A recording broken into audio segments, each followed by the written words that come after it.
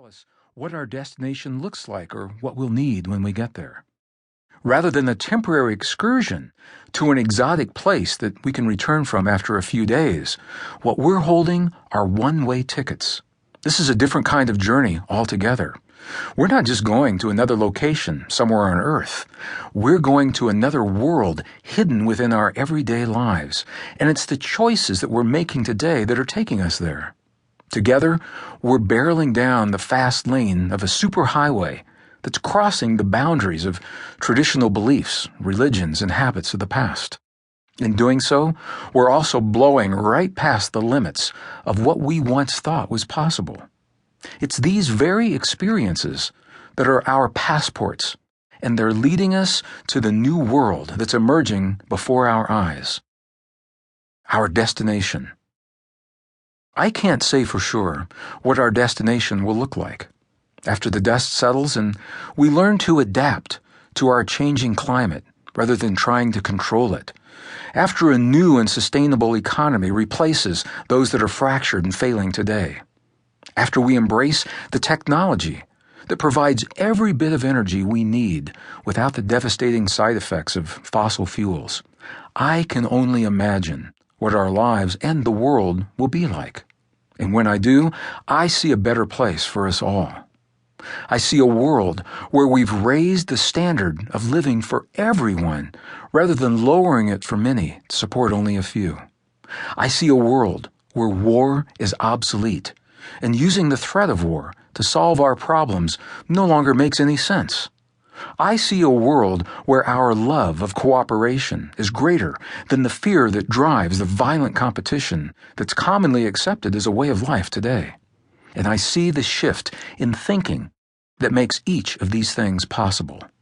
To get to that shift, however, we must begin by recognizing the realities that we face and the promise that they hold.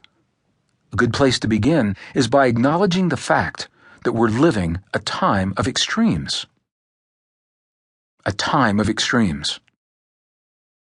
We're living in a time when we can expect big things to happen, big shifts in the world, and big changes in our lives. And just to be clear, the extremes I'm talking about don't necessarily have to be bad things or even good things for that matter. It's just that they're big things, and they're happening all around us in our lives as well as our world. While the reasons for the extremes will be explored in the upcoming chapters, the key here is that we're living a rare era of transition.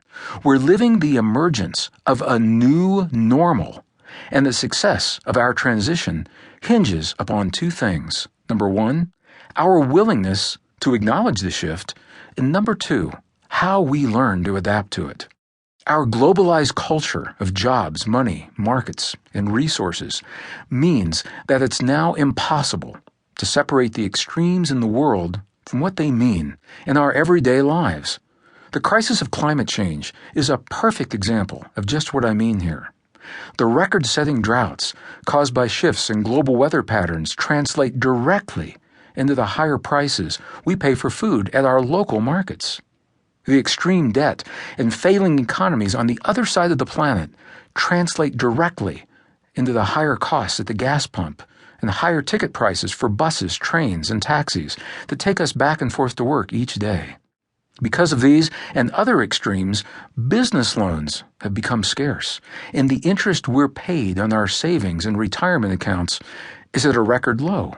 The global slowdown of industry translates directly into the loss of jobs and benefits in our local communities.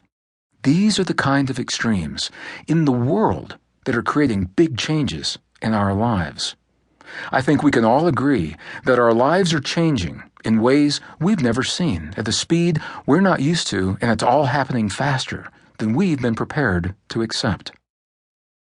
The key: I'm an optimist by nature, and I see real reasons for optimism in our lives. At the same time, I'm also a realist. I'm under no illusion when it comes to the huge amount of work that it takes to give birth to the new world that lies before us.